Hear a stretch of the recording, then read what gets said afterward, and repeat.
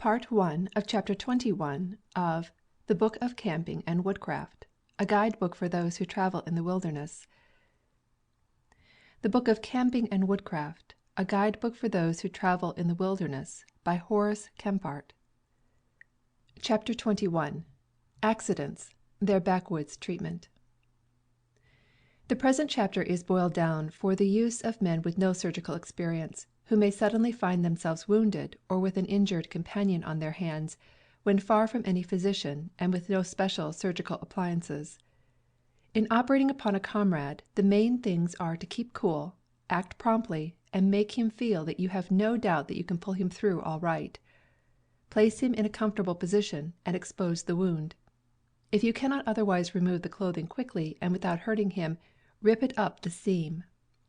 First stop the bleeding, if there is any, then cleanse the wound, then close it, if a cut or torn wound, then apply a sterilized dressing, then bandage it in place. Of course, if the injury is serious, you will immediately send a messenger hot-footed for a surgeon, provided there is any chance of getting one. As for the patient himself, let him never say die. Pluck has carried many a man triumphantly through what seemed the forlornest hope. Let me take space for an example or two. Kit Carson once helped to amputate a comrade's limb when the only instruments available were a razor, a handsaw, and the king bolt of a wagon. Not a man in the party knew how to take up an artery.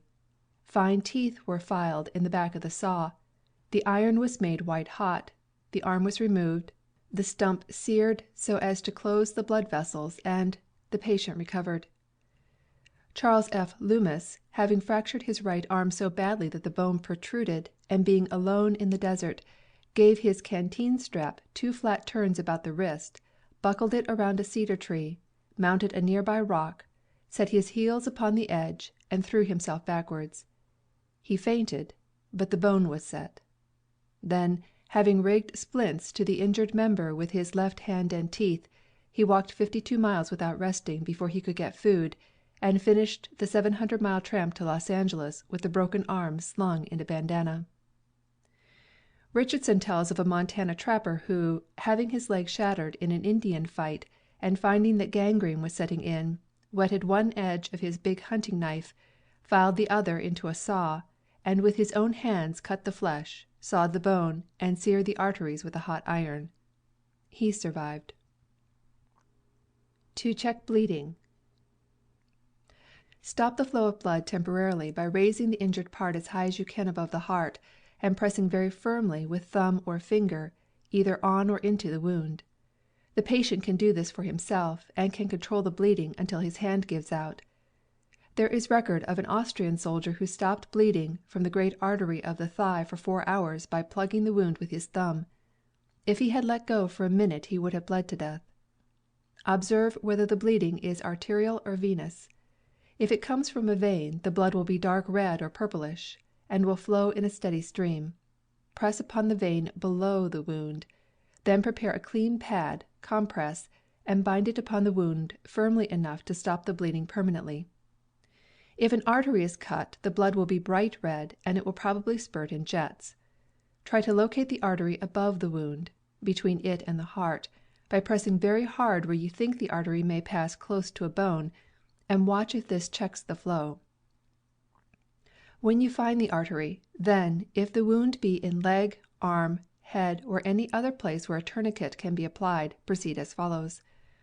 Tie a strong bandage, handkerchief, belt, suspender, rope, strip of clothing, around the wounded member, and between the wound and the heart. Under it, and directly over the artery, place a smooth pebble, a cartridge, a piece of stick, or other hard lump. Then thrust a stout stick under the bandage, and twist until the wound stops bleeding. The lump serves 2 purposes. It brings the most pressure where it will do the most good, and it allows the passage of enough blood on either side to keep the limb from being strangled to death. If the position of the artery above the wound cannot be determined, then, in case of a gaping wound that would be hard to plug, apply the tourniquet without any lump, and twist it very tight indeed. This can only be done for a short time, while you are preparing to ligate the artery. If prolonged, it will kill the limb, and gangrene will ensue. In case of a puncture wound, such as a bullet hole, it is better to push a plug hard down in the wound itself, leaving the outer end projecting so that a bandage will hold the plug firmly on the artery. This must be done, anyway, wherever a tourniquet cannot be used. The above expedients are only temporary, for a cut artery of any considerable size must be ligated, that is to say, permanently closed by tying one or both of the severed ends. To do this you must have at least a pair of sharp-pointed forceps or strong tweezers. Perhaps you may have to extemporize them. If you have no iron, make a little pair of tongs by heating the middle of a green hardwood stick, bending over, and then shaping and fire-hardening the ends. Get hold of the end of the artery with this, draw it out and have someone hold it. Then take a piece of strong thread that has been sterilized in boiling salt water, make a loop in it as for a common knot, but pass the right hand of the thread twice around the other, instead of once. Surgeon's knot, it will never slip. Slip this loop down over the forceps and around the end of the artery and draw tight. If the blood vessel bleeds from both ends, ligate both. When an artery is merely ruptured, not severed, cut it clean in two before operating. It will close better. Powdered alum, tamped hard into a wound, will stop bleeding from all but a large artery. So will substances rich in tannin, such as powdered sumac leaves, dried over the fire if green, and pulverized oak or hemlock bark. Do not use cobwebs, nor the woolly inside of puff balls. These old-fashioned styptics are likely to infect the wound with microorganisms, and thus do more harm than good. If a finger or toe is cut off, as with an axe, clap it quickly into place and bind it there. It may grow on again. Nosebleed is sometimes uncontrollable by ordinary means. Try lifting the arms above the head, and snuffing up alum water or soda water. If this fails, make a plug by rolling up part of a half-inch strip of cloth, leaving one end dangling. Push this plug as far up the nose as it will go, pack the rest of the strip tightly into the nostril, and let the end protrude. If there is leakage backwards into the mouth, pack the lower part of plug more tightly. Leave the plug in place several hours, then loosen with warm water or oil, and remove very gently. Cleansing wounds. After stopping the flow of blood, cleanse the wound of any foreign substances that may have entered it. To remove a splinter, slip the point of a small knife blade under the protruding end and catch it up with the thumb nail. A fish hook embedded in the flesh should be pushed on through. Then nip or file off the barb and withdraw. If a bullet is deeply embedded, let it alone. The chances are that it will do no harm. After picking out dirt, bits of cloth, or other matter that would make the wound sore and slow to heal, wash the injured part with perfectly clean water. If there be any doubt about the water, boil it. Do not mop the wound with a rag. Hold the water a few inches above it and let a small stream gently trickle down upon it. A clean cut needs no washing, simply draw the edges together and fasten them in place. Whenever it can be done, shave the skin for some distance around the wound. Hairs, no matter how small, are grease-coated and favor the growth of germs. Shaving also scrapes off surface dirt and dead scales of skin. Closing wounds. Never cover a wound with court plaster. It prevents the free escape of suppuration, inflames the part, and makes the place difficult to cleanse thereafter. The only legitimate uses for sticking plaster are to hold dressings in place where bandaging is difficult, as on the buttock, or, in case of a cut, to keep the edges closed without sewing the skin. In the latter case the cut may be crossed with narrow strips of plaster, leaving spaces between. But a better way, if you have a regular surgeon's plaster, is as follows. Lay a broad strip on each side of the cut itself, half an inch apart, and extending beyond the wound at each end. Stick these strips firmly in place, except about 1/4 of an inch of the inner margins, which are left loose for the present. With needle and thread, lace the strips, deep stitches so they will not pull out, so as to draw the edges of the wound together, and then stick the inner margins down, not covering the wound. Sewing a wound should be avoided by inexperienced persons, unless it is really necessary, as in the case of a foot almost severed by an axe cut. If an ordinary needle and thread must be used, sterilize them by soaking in a boiling solution of salt and water. It is here assumed that no better antiseptic agents are available. Sugar and water, or vinegar, will do in a pinch. Do not sew continuously over and over, but make a deep stitch and snip off the thread, leaving enough at each end to tie with by and by. Repeat this at proper intervals until enough stitches have been taken. Then go back and tie them, one after another, with surgeon's knot. Such sewing is easy to remove when the proper time comes, say within about 6 days. Dressing wounds. All inflammation of wounds, suppuration, and blood poisoning are due to living germs, and to nothing else. These germs are not born in the wound, but enter from the outside. We may as well say that they are present everywhere. To prevent their entrance is much easier than to kill them once they have gained foothold. The only guarantee of a wound healing nicely is to make it antiseptic, that is to say, surgically clean. That means sterilize everything used about a wound, by heat if you have no antiseptics, not trusting that anything is germ-free merely because it looks clean. The microorganisms that cause inflammation of a wound, fever, putrefaction, cannot be seen with the eye, and they may lurk anywhere. The unparalleled medical and surgical record of the Japanese in their late war was chiefly due to the unparalleled cleanliness in camp and field. Do not use a mere bandage directly on an open wound. First cover the injury with a compress, soft pad, made by folding a strip of cloth in several layers. Then bandage. Unless you have a first aid packet, or are otherwise provided with sterilized dressings or antiseptics, hold the material of the compress over a clear fire until it is fairly scorched, and then let it cool. A little charring of the surface will do no harm. In fact, charcoal is itself a good application to the surface of a wound. Of course the compress is to be renewed every time that the wound is dressed. Directions for bandaging cannot be given here for lack of space. The cuts printed on the triangular bandage in a soldier's first aid packet show, at a glance, how to bandage any part of the body. I cannot too highly recommend that every woodsman carry one of these packets in his pouch or pocket. It costs but a quarter, and is no larger than a purse, and weighs practically nothing. Burns. If clothing sticks to the burn, do not try to remove it, but cut around it and flood it with oil. Prick blisters at both ends with a perfectly clean needle, and remove the water by gentle pressure, being careful not to break the skin. A good application for a burn, including sunburn, is carron oil, equal parts linseed oil and lime water. Druggists supply an ointment known as solidified carron oil that is easy to carry. A 3% solution of carbolic acid applied with absorbent cotton, or a bandage, is an excellent application. Better still is the salve known as euguenitine. Lacking these, the next best thing is common baking soda. Footnote.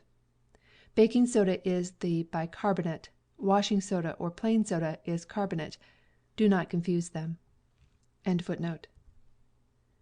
Dissolve some in a little water as is required to take it up.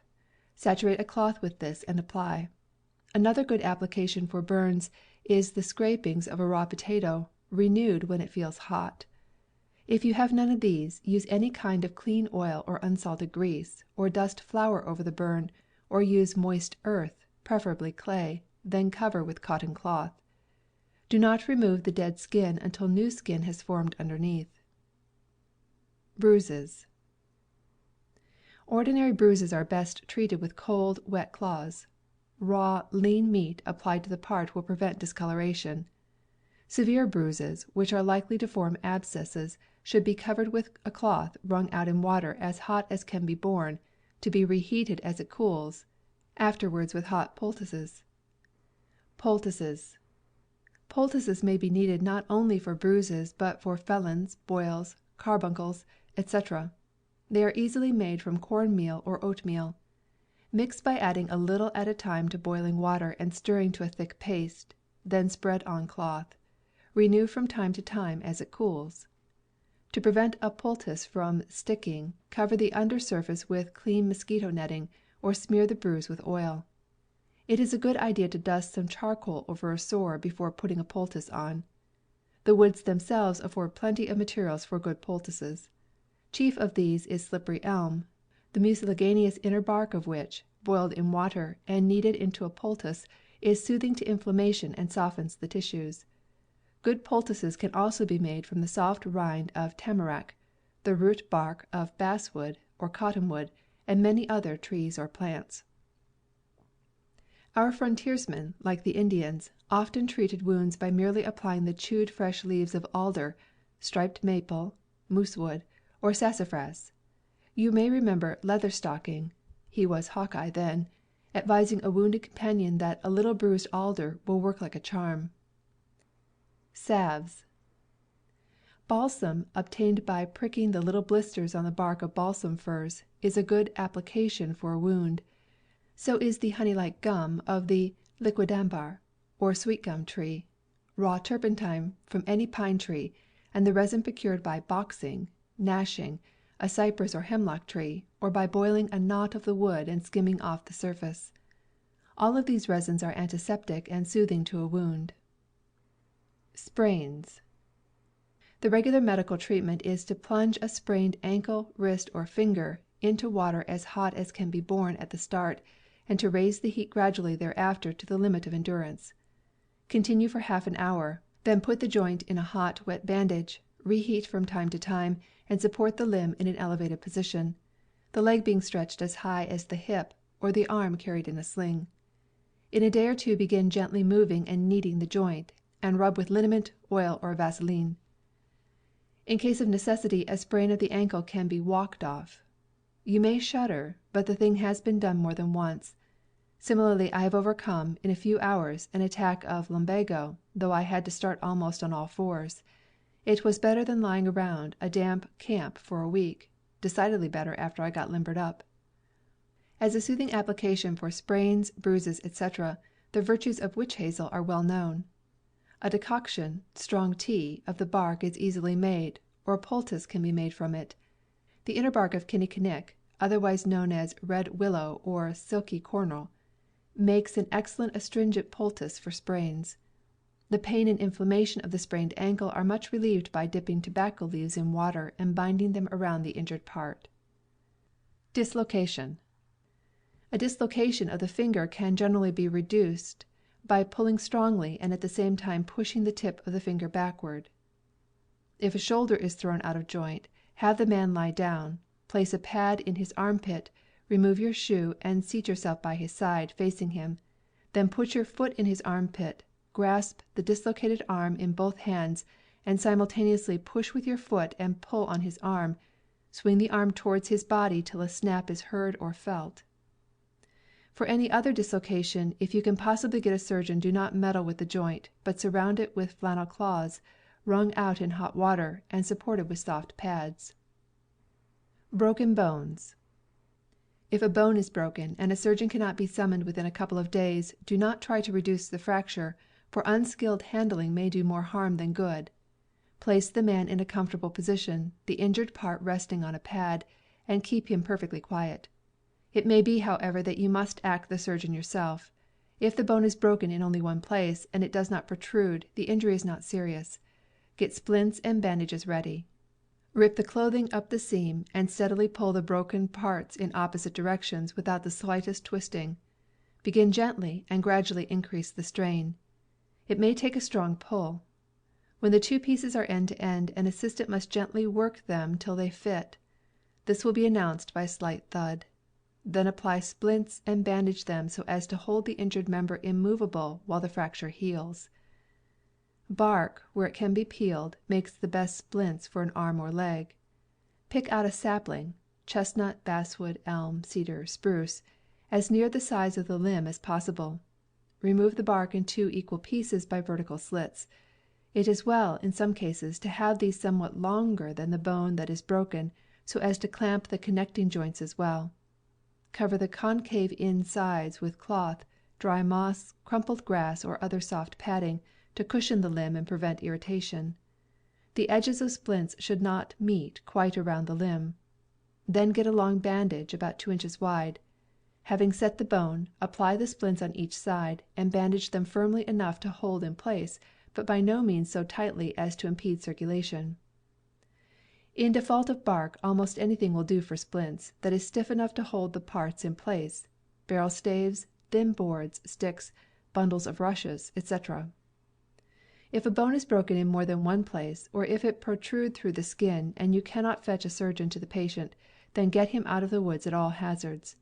The utmost pains must be taken in transporting him, lest the sharp edges of the bone saw off an artery or pierce an important organ. The best litter is a big trough of bark, padded and attached to a frame swung between two poles. A 2-horse litter is better than a travois, but if the latter must be used, then make one shaft a little shorter than the other, so that in crossing uneven places the shock will not all come at one jolt.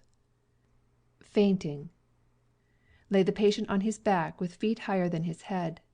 Loosen tight clothing and let him have plenty of fresh air. Sprinkle his face with cold water and rub his arms with it. When consciousness returns, give him a stimulant. For an attack of dizziness, bend the head down firmly between the knees. Shock. In case of collapse following an accident, operation, fright, treat first as for fainting. Then rub the limbs with flannel, stroking the extremities toward the heart. Apply hot plates, stones, or bottles of hot water wrapped in towels to the extremities and over the stomach. Then give hot tea or coffee, or, if there is no bleeding, a tablespoonful of whiskey and hot water, repeating 3 or 4 times an hour. Stunning. Concussion of the brain. Lay the man on his back with head somewhat raised. Apply heat as for shock, but keep the head cool with wet cloths. Do not give any stimulant. That would drive the blood to the brain, where it is not wanted. Sunstroke. Lay the patient in a cool place, same as for stunning. If the skin is hot, remove clothing, or at least loosen it. Hold a vessel or hatful of cold water 4 or 5 feet above him and pour a stream first on his head, then on his body, and last on his extremities. Continue until consciousness returns. Renew if symptoms recur. If the skin is cool, a bad sign, apply warmth, and give stimulating drinks. Excessive fatigue. Take a stimulant or hot drink when you get to camp, but not until then, and immediately eat something.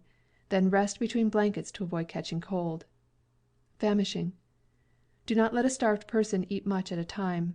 Prepare some broth or a gruel of cornmeal or oatmeal, thoroughly cooked, and feed but a small spoonful, repeating at intervals for a few minutes.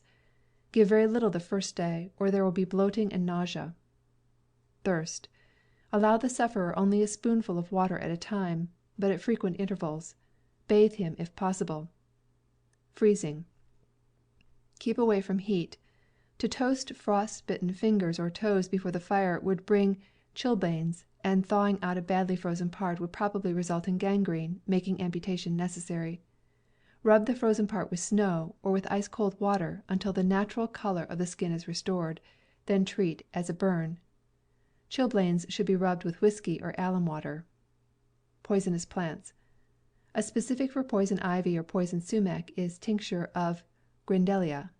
I have cured cases 2 or 3 days old where both eyes were swollen shut and other parts correspondingly affected. Prompt application of a saturated solution of baking soda will generally check the trouble at the start. Dissolve plenty of soda in hot water, and let it stand until cool, when the excess will be precipitated, and the liquor will be a saturated solution. Weak ammonia water serves as well. A hot decoction of the green bark of witch hazel is useful. Apply as hot as can be borne. Other woodland remedies are decoctions of sassafras root, or of the bark and berries of common spice bush, taken both internally and externally. The druggist's prescription is: add powdered sugar of lead acetate, to weak alcohol, 50 to 75%, until no more will dissolve. Strain and wash the affected parts with it several times a day. To render the skin proof against these irritant poisons, bathe face and hands freely, before going out, in salt water, or the baking soda solution, or weak ammonia water. If one swallows a vegetable poison, the remedy is an emetic, followed by whiskey or strong coffee, and, if necessary, artificial respiration as for drowning. To make an emetic, add a tablespoonful of common salt or powdered mustard to a tumblerful of lukewarm water. Insect stings. Extract the sting if left in the wound, and apply a solution of baking soda, or a slice of raw onion, or a paste of clay mixed with saliva, or a moist quid of tobacco. Ammonia is the common remedy, but oil of sassafras is better. A watch key or other small hollow tube, pressed with force over the puncture and held there several minutes, will expel a good deal of the poison. Bite of a rabid animal. The bite of a mad dog, wolf, skunk, or other animal subject to rabies, requires instant and heroic treatment. Immediately twist a tourniquet very tight above the wound, and then cut out the whole wound with a knife, or cauterize it to the bottom with a hot iron. Then drink enough strong whiskey to counteract the shock. The notion that skunk bite is very likely to cause hydrophobia is common in the Southwest, and is borne out by the reports of army surgeons.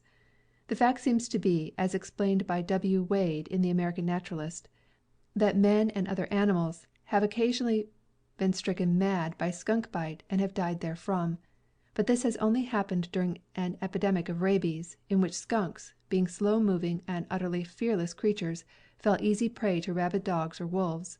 Becoming mad, in their turn, they would bite men sleeping in the open, and their bites would usually be inflicted upon the men's faces, hands, and other exposed parts of their persons.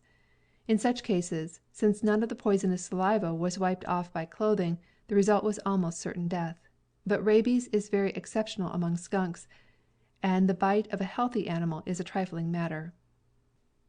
Chapter 22.